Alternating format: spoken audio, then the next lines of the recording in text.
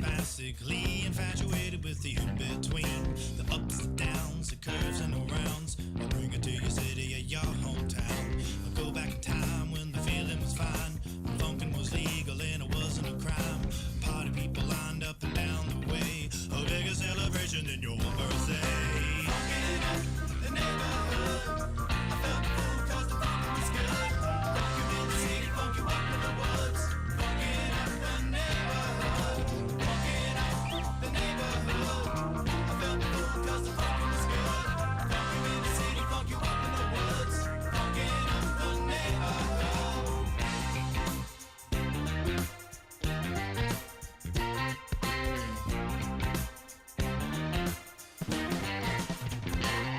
And I have seen the world pristine, funk you up in the bushes, funk you down in the trees. Now look around, all the frowns, the yellow, the white, the red and the brown. And keep in mind, it never costs a dime, 'cause funkin' is free, I remember the time. Now look today, the streets are gray, time to take it back to yesterday. Funkin' in the neighborhood, I felt the fool 'cause the funk was good. Funk you in the city, funk you up in the woods. Funkin' up the neighborhood, funkin' up the neighborhood. I felt the fool 'cause the funk was good. It was good in the city, funk you up in the woods. Funkin' up the neighborhood.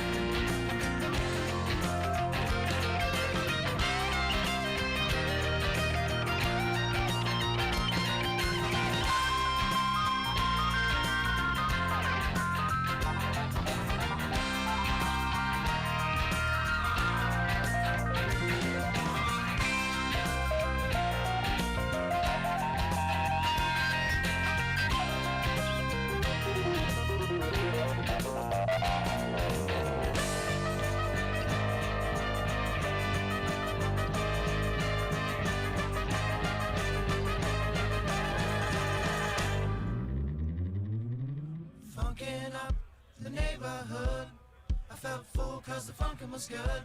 Funk you in the city, funk you up in the woods. Funkin' up the neighborhood, funkin' up the neighborhood. I felt full 'cause the funkin' was good. Funk you in the city, funk you up in the woods. Funkin' up the neighborhood, funkin' up the neighborhood. I felt full 'cause the funkin' was good. Funk you in the city, funk you up in the woods. Funkin' up the neighborhood, funkin' up the neighborhood. I felt full 'cause the funkin' was good. Funk you in the city, funk you up in the woods. Funkin' up the neighborhood.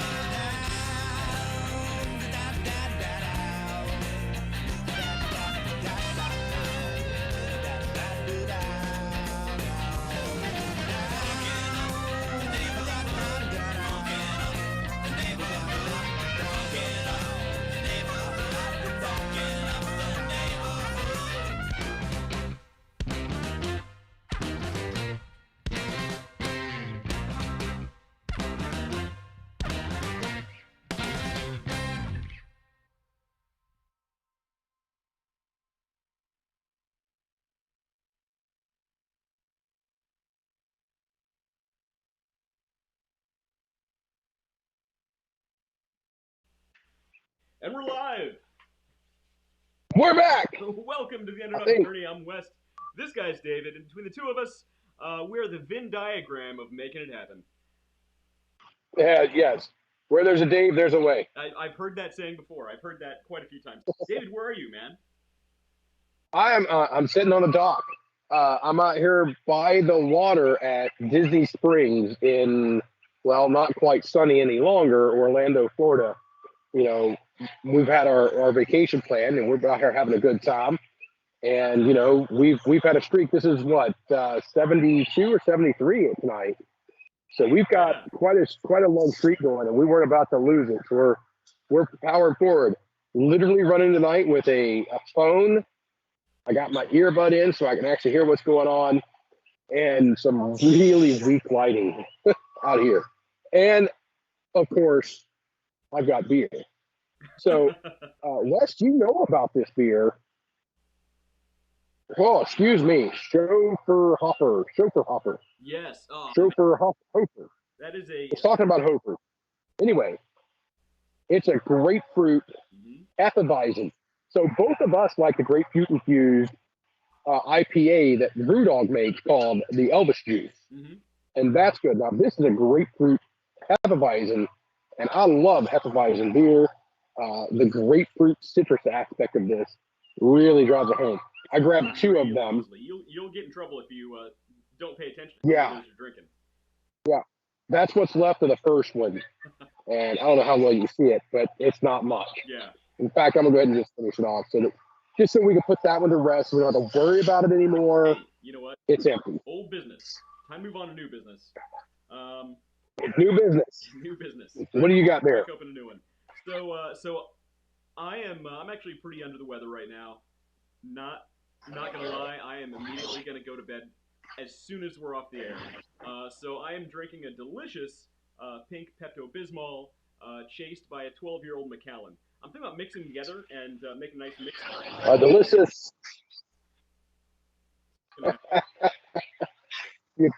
You froze up there for a moment on mine, but I'm assuming what I got to see there was a bottle of Pepto Bismol and a glass of scotch. There you go. What would you do if I just poured Okay, so Pepto into? Yeah, don't do that. That's a 12-year Macallan. Don't do that. It's an insult to Scotch. So. It is an insult to Pepto Bismol. So, David, tonight we got a special guest coming back to join us. Yep. It hasn't been too long. Guy's been busy. Hasn't been too long. It hasn't been too He hasn't been too long, but the guy's not sleeping on us. He is. He's out there pushing. We talked about one of his products that he put together and is already starting to sell. He moved some product today. We talked about a little bit of margins, but yeah, ladies and gentlemen, you'll know him from a few weeks ago. This is Stevie Evans from Big Bentley's Pet Supply. Yes. What's up? Stevie, how you doing, man? Is he on? I'm doing good. Am I on? Yeah, there you are. There you are. Oh. So Stevie, what are you drinking tonight? Well, I'm actually drinking. This is from a company here in Lexington, Kentucky. They're called West 6 Brewing. And they've been around for several years, and they do a really great job. I'm not a big IPA fan, but this is one that I can actually drink. It's pretty smooth, honestly, and this is my favorite part about it too. I don't know if you can see that. It says 7%, 7% alcohol. I like that part pretty good. Nice. Yeah, I don't think I've seen that on here at all. I know it does have in big banners. It's imported from Germany, but yeah, I don't have a. Oh, this is nothing. No wonder this thing is so smooth. Even here's 2.5%. Yeah, it's a Hefeweizen. It's not gonna have a lot of booze. Yeah. My Scotch is 43%. So. Yes. My Pepto is nothing. So Pepto, they know they need to get on it. What they need to do is boil that wort just a little bit longer. There you go. And they can get that alcohol content up there.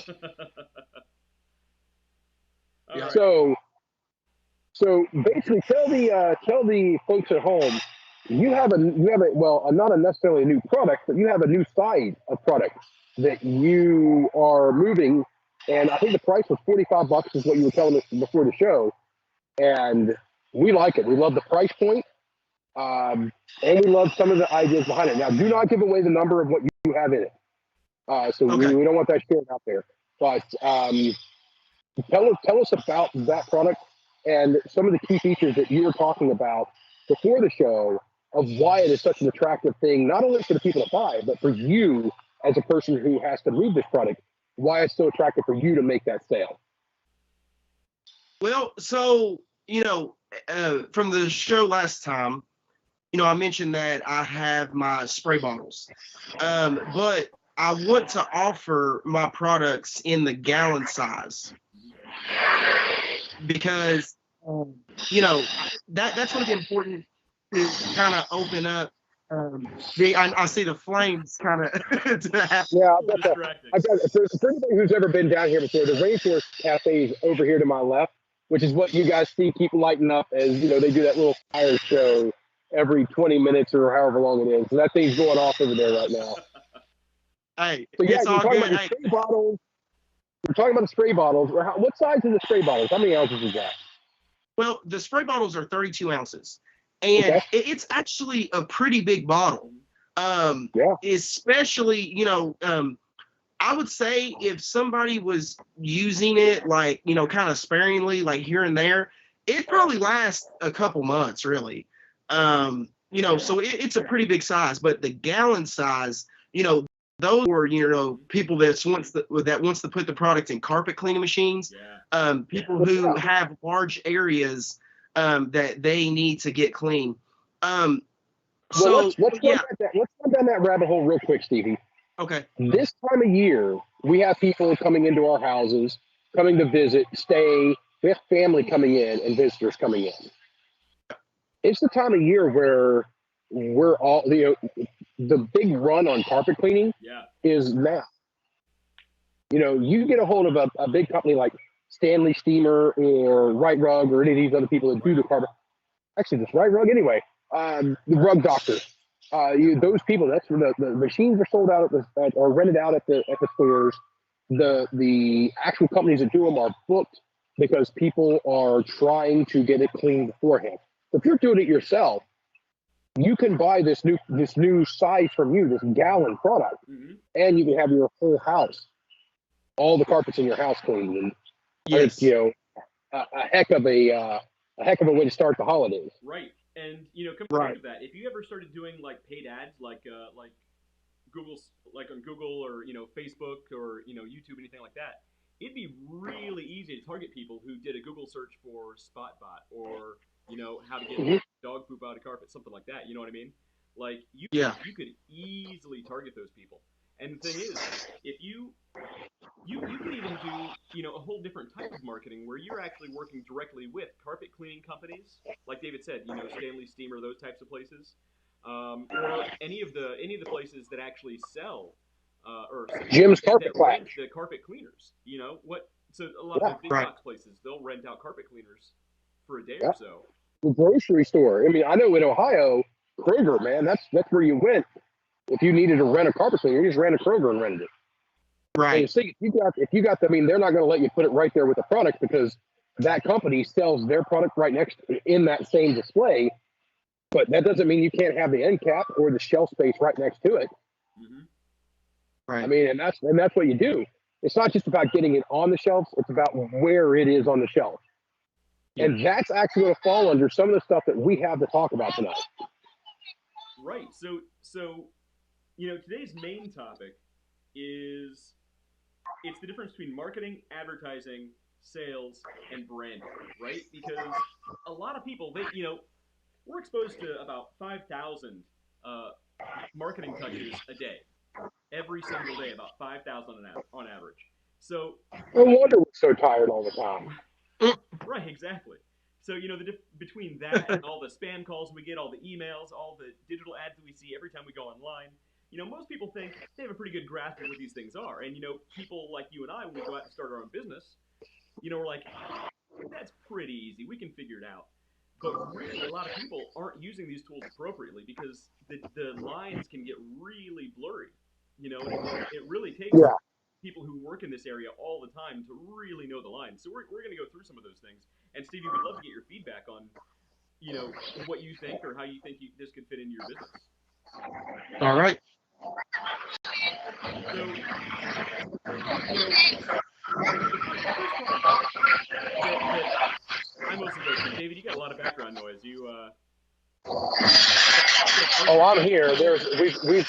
We've got some people dragging some really heavy metal chairs over there, and I don't know what happened, but there was a momentary influx of people that came through here. It'll go away here in just a moment. I picked this location because it's actually kind of back here out of the way, and it's not a lot of traffic. But from time to time, just a pack of these wild humans will just kind of stroll through here. Now, the simple fact that your family is willing to let you do this while you're at Disney is still surprising to me. That's dedication. Well, we'd actually talked about it before the show. It was like, oh, do you want to do it tomorrow? I'm like, well, I'm gonna be at the Magic Kingdom tomorrow. It's just gonna be that much harder. I would have planted myself right out in front of the castle, and you guys would have had the castle in my background the whole time. Oh, that would have been cool. That'd have been really cool. I had to pay Disney $2 for that one though. Yeah, I haven't been to Disney yet. I want to take the kids, but I want to wait till they get a little bit older. Well, how old are they? Well, I have a 2-year-old and a 5-year-old. So yeah, wait till they get old. Yeah. You got another year. At 3, they can really start having some fun. 3 and 4, they can really start having some fun. Okay. And you're going to want to get the 5-year-old there faster. Yeah, we're still kind of debating on taking our kids sometime soon. So mine are 4 and 6. They're right about that age where I think they'd really get a kick out of it. So any younger though, I mean, they'd be just as happy going to the park and going on the slide for all they really care. But so marketing, I usually go to marketing first only because that's my world. So I'm a little biased. However, it's important to get the difference, first of all, I think, between marketing and advertising because they're so close, right? Okay. Yeah, run it. Marketing, the main goal of marketing, and I always say this, and a lot of other people who work in the field who don't really kind of get it the same way, they don't really always agree. The main goal of marketing is to start a conversation. And it's all about that conversation. I am not there to sell you a product. I am not there for sales. I am there to start a conversation. Marketing is one of the very top layers of the funnel. Now, when it comes to actually selling the product, that's when you get down in other areas. But, so for a long time, I worked solely in email marketing. And email marketing, we talk about, retail. A lot of these big companies with their email marketing people, they gauge their success on sales, how many things are in email. Well, the email didn't sell anything. The email conversation led to a sale. In the retail world hate this when I say this. I've gotten a lot of stink eyes for this from very high level people in very big companies. It's not to sell your product. The goal of an email is to get the click. After the person clicks out of the email, it's out of my hands. If the other side of this equation isn't pulling their weight, there's nothing to email. If the rest of the funnel, if the rest of the net, use any of these analogies that you can get, and trust me, there's one for everybody. Of the analogy, I love the funnel analogy. We have a broad scoop at the top of that funnel. That thing is to get as many people. So we send it out to this many people. If we get over here, this many people, and then we're trying to get this segment in, and then we're going to hand it off to the next segment down. And then as you keep filling it up, those emails keep going, they change. They're going to, an email, again, we've talked about this before. Kelly Clay says hi, and so does Laura Lyons Black, hi there.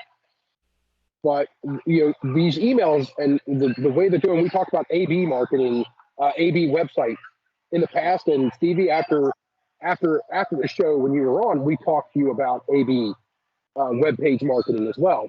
Yep. How they can resonate. So these emails, that's part of it. And then we're into here. And now just because we're moving out of this email part of it in this funnel, doesn't mean that we're done with marketing. Right. It's still a conversation. We can bring it. The goal is to bring people looking for us. They bring people looking for Big Bentley's Pet Supplies. Out there pounding the pavement trying to find, hey, do you want to buy my product? Hey, do you want to buy my product? Hey, do you want to buy my product? These people are calling you and interacting with you saying, hey, I want to buy your product. Yep. And that's the goal. And that funnel works its way down and down and down until you get to your sales team and fulfillment team and all that. Until the customer, ideally, until the customer leaves um, a positive comment or a positive mark about your product. That's when you're done. That's when that sale is done. That started with this marketing plan up here, went through the various levels of marketing, down to the advertising, down to the sales, down to the processing, down to fulfillment, down to the shipping, and then the last thing is to get feedback.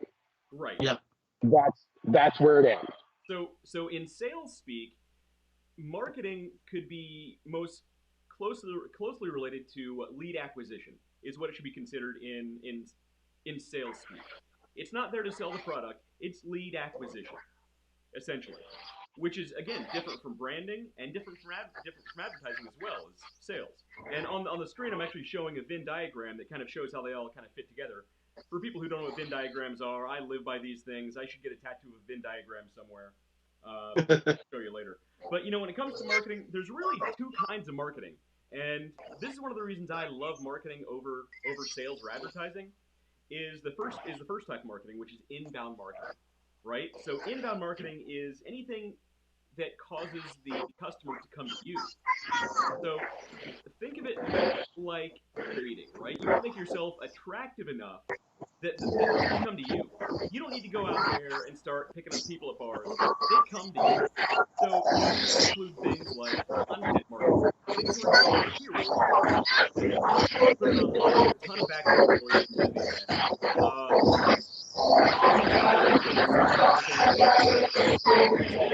People should have some more respect around here.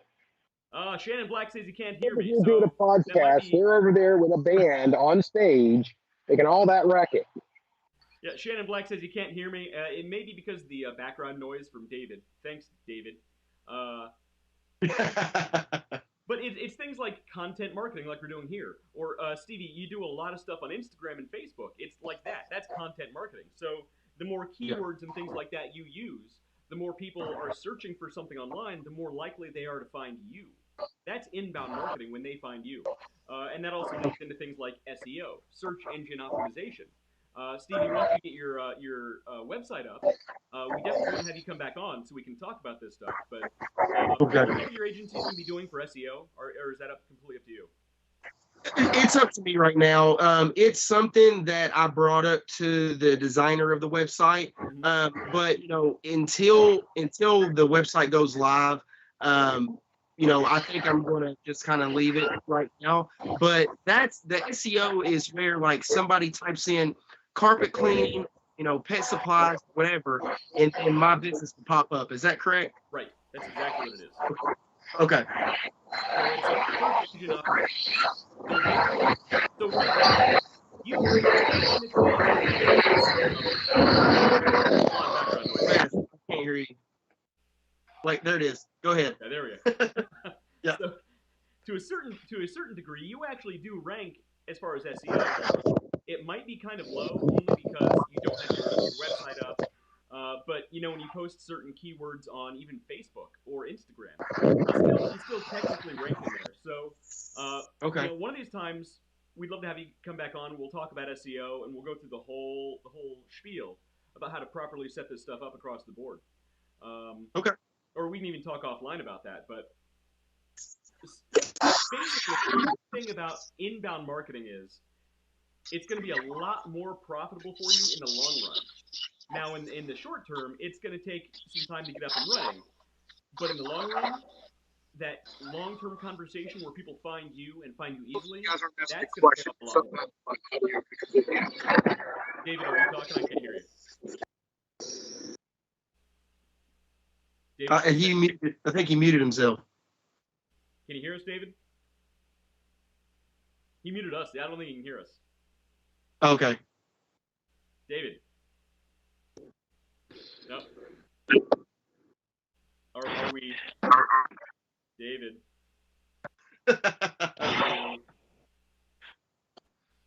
Nope. You're dropping, David. Well, literally, I reached. So This is how professional I am at the moment. I had my phone propped up on a plastic cup, and I was like, "Ooh, I wonder if the volume's down on it." So me, being the smart person I am, just reached out there and poked at my phone, which was already precariously set on top of a plastic cup. So there we have it in the background there for you. Nice, good view, good view. Jeff Leffingwell says he can hear us, so I'll take that as a good sign. Thanks, Jeff. Alrighty. So the other type of marketing is outbound marketing, and that's probably one that a lot more people are familiar with, which is email marketing, which is telemarketing, which is sales calls, things like that. And those are the ones that can get a lot more annoying if you don't use them properly. But like anything else, they can be a scalpel or they can be a hatchet. It depends on how you use them. And real quick, we do have a live studio audience coming to us. Oh, Go. Oh, I'm the wrong side. You're on this there. side. You're on the wrong side. I bought my chipple. I'm on this side. I bought my chipple and my chipple. They find it fascinating that they're on opposite sides on the camera.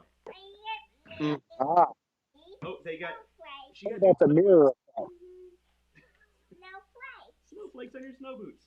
Yes. Oh, you knock over the. Don't kick that. You can knock over my computer. Okay, guys.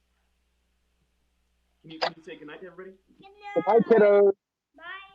Good night, David. Good night. All right. See you guys later. I'm not going out that way. I'm going out. Oh, you're going out. You're going out that way. I didn't know we had two doors. Nope. Nope. This way. You get lost. No, Don't get lost. I'm getting. Get out of here. He tickled me. Okay. So, hey, I wanted to ask about the email marketing because this is something that, I would like to do, like at least dabble in it. Mhm. I haven't ran any type of email marketing campaign for my product yet, Yep. but I was listening to a podcast about a month ago and it brought up email marketing where it said let's say you kind of make an ad on Facebook Okay. and you say, I'm just making this up.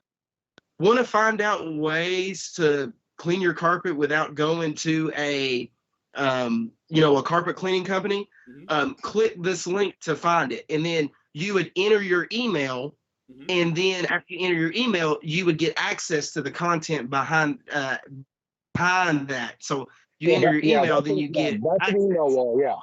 Yep. okay. So what they were saying is when you do that, you can create like an email list from that.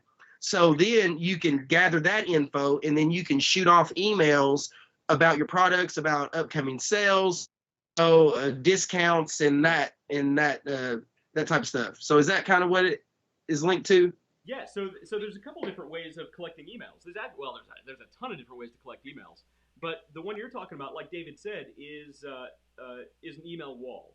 And Stevie, if you want to see an example of this live from someplace won't spam you, go to my website, go to underdogplus.com/journey, or go to our Facebook page and go to the about, hit the link to the website in the about page on Facebook, and what you'll do is you'll enter email address, and it will send you a link to go to the page that I already sent you with all the marketing toolkit stuff.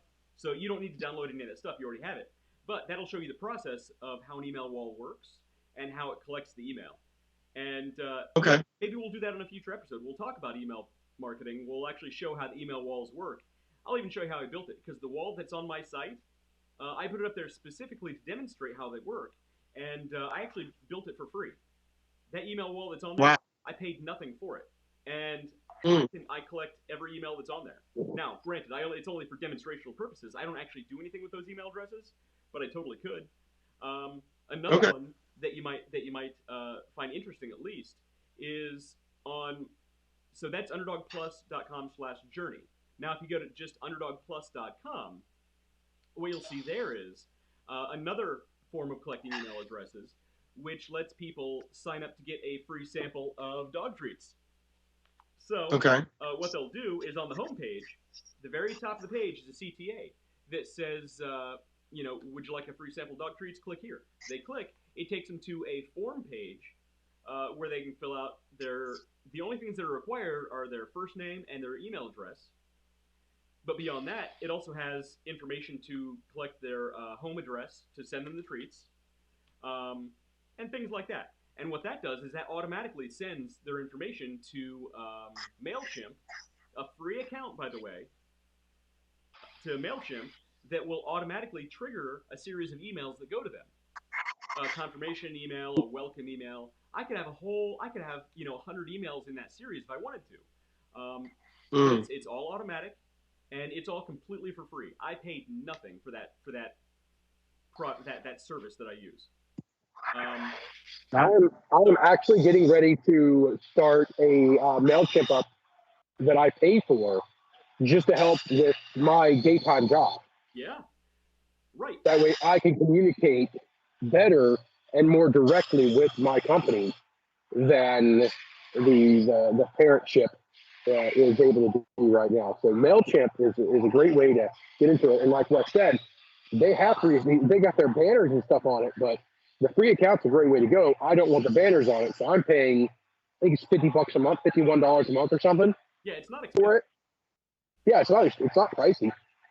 So yeah, it's great. Well, Okay. let's get back over to the advertising marketing because we're up against the clock tonight. We've got about 18 minutes, 17 minutes left. There you go. Yeah, so we're moving quick. So that was marketing. On to advertising. So the main difference there is advertising is all about awareness. It's all about just getting your name out there to either as many people as possible or to very specific target audiences. And that can lead back to the customer avatar that we talked to you about last time. Oh, we just lost David. That's fine. Yeah, I saw that. Fun. So, And and he's back. Our screen's getting a little janky here. I think he there can't. you go. Oh, there he is. There I am. Sorry about that. I was fixing my earbud, and apparently they tap it too quickly. It's like, oh, you want to hang up? Okay, click. It's funny. So yeah, all right. So we're gonna talk about marketing and things like that. So let's keep on moving. Yep. So there we go. Okay. Just readjusting your camera there. Okay. So advertising is all about awareness. It's either about getting to as many people as possible, or to getting in front of the eyes of very specific target audiences, which leads back to the customer avatar that we talked about with you last time. So Yeah. what advertising is about pushing the brand, which is another part of this. Branding is separate from marketing. Advertising actually pushes the brand to your audience as opposed to marketing. Does that make sense? Yes. Okay. So think of advertising. So think of marketing like the conversation. Think of advertising as the tactics. So you have your billboards. You have paid ads like on Facebook. You have banner advertisements. You'll have TV commercials, radio commercials. So marketing leads more with strategy for the conversation, but advertising leads more with tactics to actually get it to get in front of the eyes, if that makes sense. Yeah. So, as I said, advertising pushes the brand. Now we talk about branding. Branding is all about the gut feeling that a customer has when they think of your product, right? Yeah. So, that's where you get into a lot of the science of all of this. So, marketing, you're going to deal with a lot of statistics, a lot of numbers, getting very precise with the strategies. Advertising, you're kind of going there, but it's really all about getting into those specific eyes that marketing led you to. And branding is all about sort of the science behind how to make people feel certain ways about you. And branding, that's why branding often includes your logo, your colors, your voice. And a lot of this also does play back into your customer avatar. I know we keep going back to that, but it plays very closely into that because, like we talked about before, you're going to talk a lot differently to a 20-year-old frat boy than you will your grandma. So your brand needs to reflect that. It needs to reflect the proper voice, the image that you want to put out there, your aesthetics. So Stevie, how are you dealing with your brand? how do you aside from like your logo and things like that, have you put much thought into what you want your brand to convey to your customers?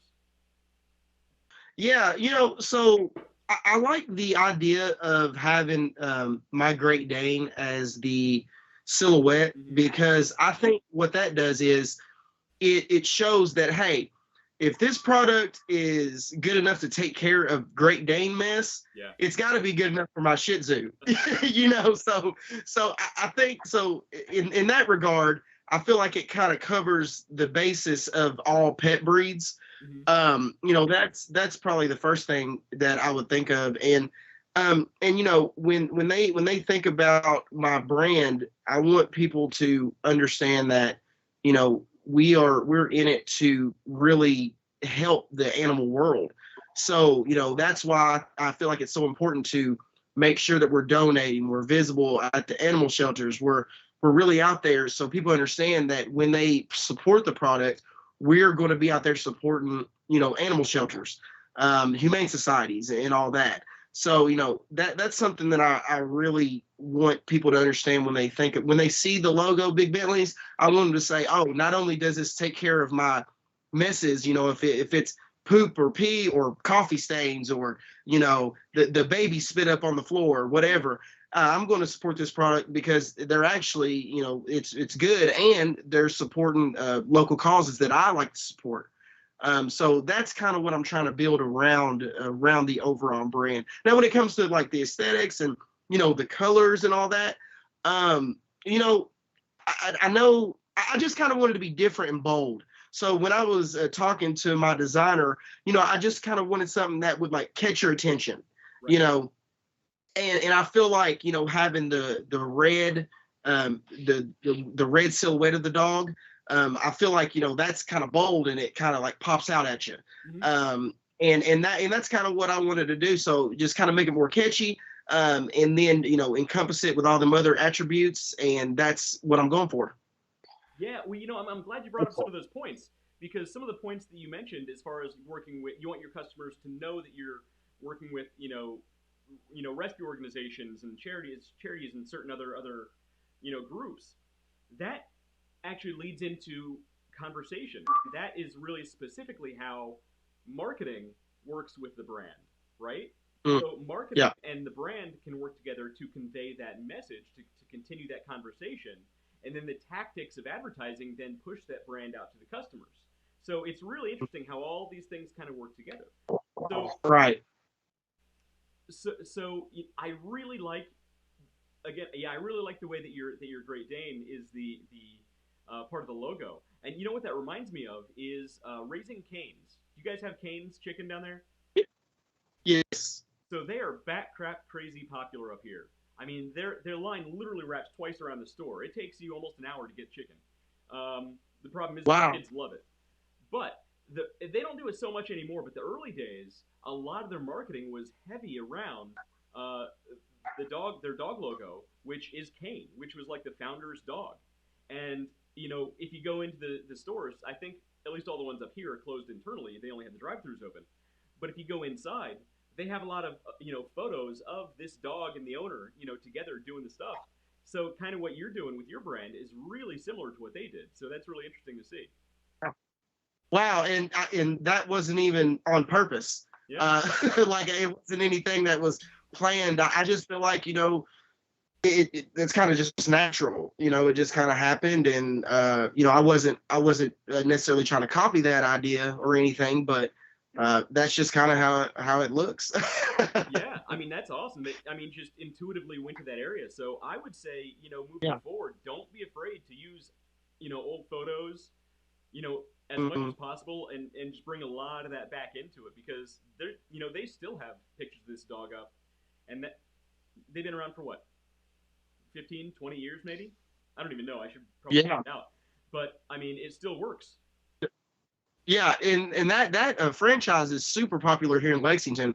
I remember when they opened up one right in the Hamburg area, which is like a little area in Lexington.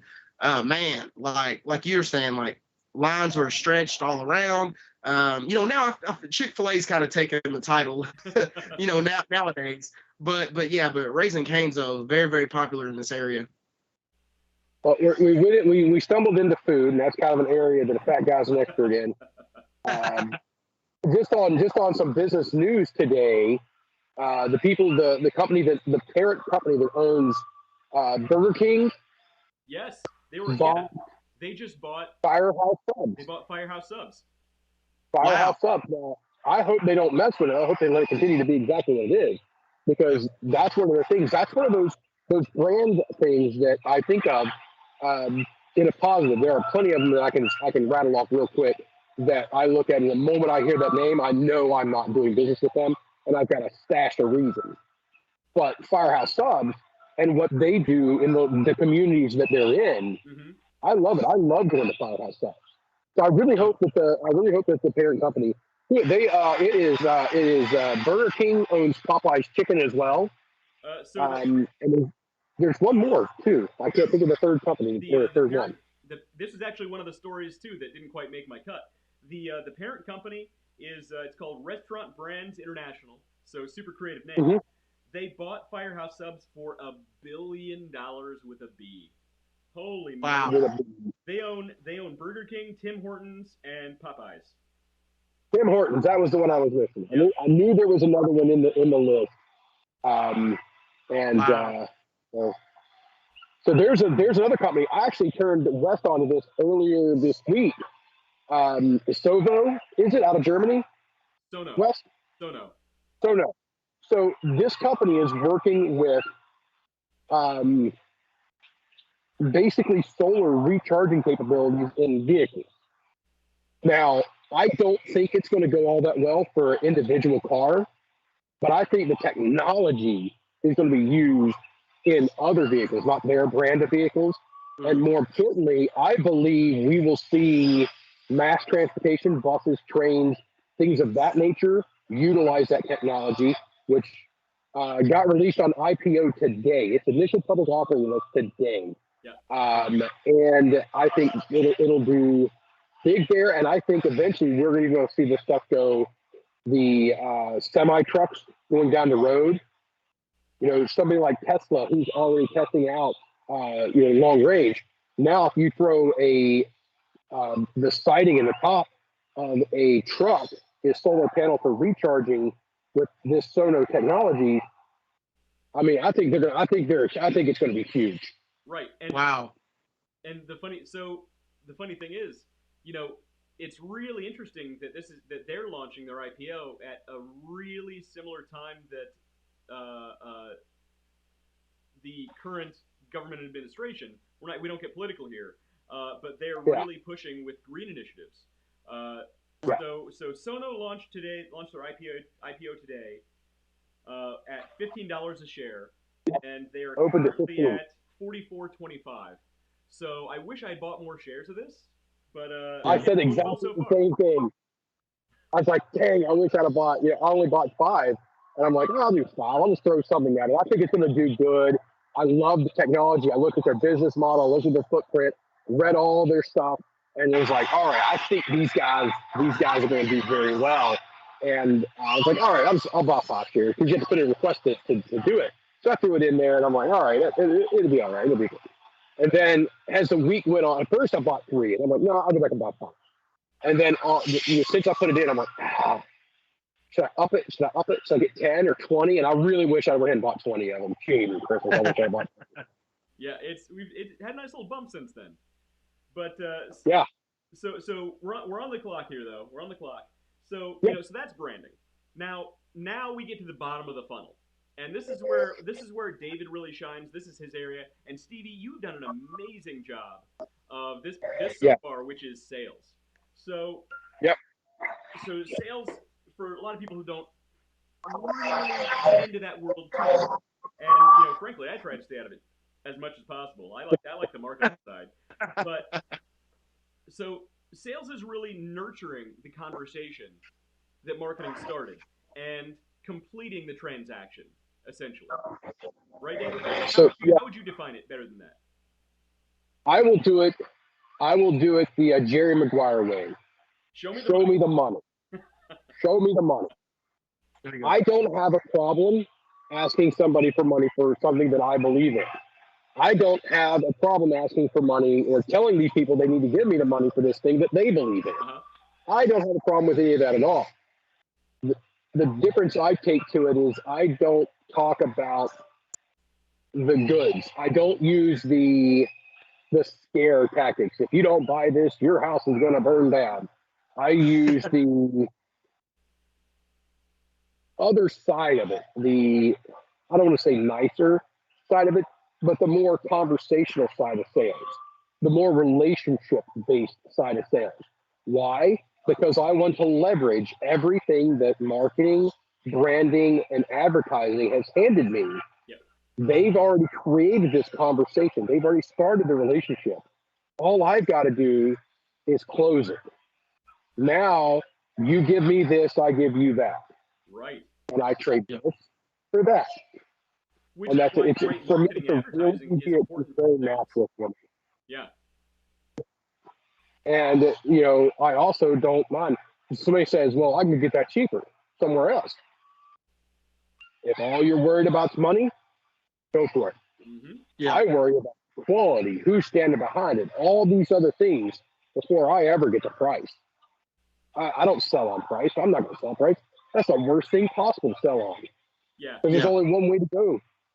There's only one way to go. That's down. Oh yeah. Come So on. and that's something you see with people who sell on Amazon a lot of the time too. They try to win on price because a lot of times you'll see people buying specifically based on price, not on the quality of the product or the service. So, Right. and what they call that is the race to the bottom. And in a race to the bottom, everybody loses. Everybody loses. Don't do it. Right. Don't get involved with it. You as a new company, there's going to be a point where you've got stock, and you've been selling, and your price is at this point, and then it's like, man, you're going to have this thought in your head, if I just sold it for $3 less for 32 ounces or $10 less for a gallon, man, I could really pick up. And I'm telling you straight up right now, it's one of the worst moves. If anything, if I ever got to a point like that in a product I was doing, I'm taking the price up $3 per 32 ounce. I'm taking the price up $10 Yeah. for every gallon. Okay. If I ever get in a position where that, I want to look and see what it's like. I'm supposed to be selling. If I'm selling a budget brand, Mm-hmm. I should already know where I'm at, what my margin should be. I know that I don't necessarily have a margin. It's what I love to call trading money, and I don't need that. I don't like trading money. If it costs me $2 to make and I sell it for $2 and a nickel, well, the first week that I don't sell something, I'm hosed. Yeah. Right. There's not a margin there. There's no appreciable backlog on those nickels coming in. So Right. because it's so turnaround, it's a revolving door, and that's not what you want to get into. So Right. as a salesman, and I do it quite a bit. I mean, that's kind of my primary job is sales, and price doesn't come out of it. Like you're not buying this product. You're buying this company. You're buying the people who stand behind that company. And when all else fails, you're getting me in the mix. Right. You don't get this. Guess what? You don't get. You don't get that company. You don't get them backing up, and you sure as heck don't get me. Right. Yeah. And that's a big part of what people are buying too is your expertise. So Yes. So Stevie, what are your sales tactics? I know selling in retail locations is significantly different from selling at these different markets that you go to. But it sounds like you're doing pretty well. It sounds like you have a pretty good system going on. What are your tactics for those two different areas? Well, okay. So if I'm going into, let's say, a retail setting, I'm not calling ahead of time. I'd rather just kind of hit them, like kind of unexpectedly. I feel like that, it kind of catches them off guard. And once I get talking about the products, some of the attributes, like, so one of the things that I'll do is I'll introduce myself, tell them I'm the owner of Big Billy's Pet Supply. Then I'll talk to them about kind of the technology in the solution itself. So I'll say, hey, my product is a bioenzymatic formula. It's got encapsulators inside the solution that encapsulates the soilage and pulls it to the top of the carpet pad or whatever surface it's on. And all you have to do at that point is blot the area and the mess is gone. So, I feel like when I kind of break it down to them like that, they're like, oh, okay, well, he really knows what he's talking about. I've never heard of what an encapsulator is, so, they hear that type of stuff and they're like, okay, so, it could be legit.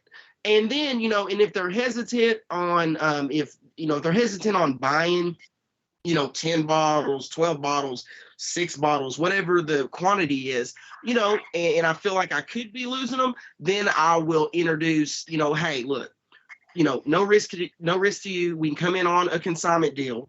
We sell the product, it goes. Oh, and I wanted to give y'all a quick update. So the last time that I talked to you all, I brought up Southern States. And Southern States is one of those where, it could really be a big deal if this hits, because not only if I become an official vendor, I'll get in automatically 3 locations in Kentucky. So when I become a vendor, I'll be in Lexington, Cynthiana, and Paris, Kentucky, because they're like a branch. So once that happens, then I will have the opportunity to be in all the Southern states, and there's at least over 100 locations. So I just checked on the product, and I've moved 7 out of the 9 units that I put in there. And it's basically on a consignment deal. And I've done this in about a 2-month span. Now, my sales have been limited because it's only a cash transaction where I'm not in the system. Nobody can come in there and use their credit card to buy the product because it's not in the system. Okay. Yeah. So you need to get in their SAP or whatever it is that they're using. Exactly. You need to get into that. Yeah. Exactly. So the owner of that branch, he's actually out right now. He's having knee surgery, and I wish him the best of luck with that. But I'm expecting a call this week, and they're supposed to let me know if I'm going to get in the system or not. So, I got my fingers crossed, and I'm hoping that they go ahead and do that, because the product, it's really moving in that spot, and I'm only going to make them money.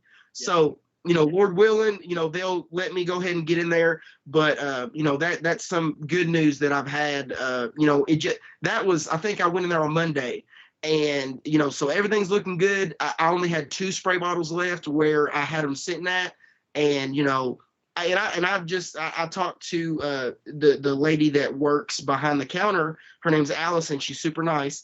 And, she's all for it, but she's not the primary decision maker. So I've got to kind of wait for the owner to get back, and hopefully he can give me a call. I don't want to bother him in his recovery, to have a knee replacement. But, I really feel like I'm very, very close to getting in there. That's awesome, Steve. I mean, you can start that conversation on, do you want to have surgery on your other knee? No. I ain't trying to do all that now. No, I wouldn't either. Hey guys, we're at 8:05. So let's pack it up, and I'll be back at the mothership next week, which will be the day before Thanksgiving. So we should make it a special show for Thanksgiving. Thanksgiving episode. Maybe we'll spill some gravy on a carpet and see if Big Ben Pet Supply. You know what? I'm more interested I think it can get gravy. Cranberry. Can it get cranberry? Yes. Hey, Stevie, we were talking about inbound marketing as far as content marketing goes. A series of videos like that, like you could have holiday-based stuff. Hey, here's all the holiday stains. You think you can get it out? Let's find out. Yeah. You can make videos. All right. You can have micro versions of those videos you post on different social networks. But that's a different conversation because we have because this guy way over here is in Disney. So Stevie, thanks for joining us. We really appreciate it. All right, thanks guys. Yeah, man. And for everybody watching, we will see you next time. Until next time, toodles.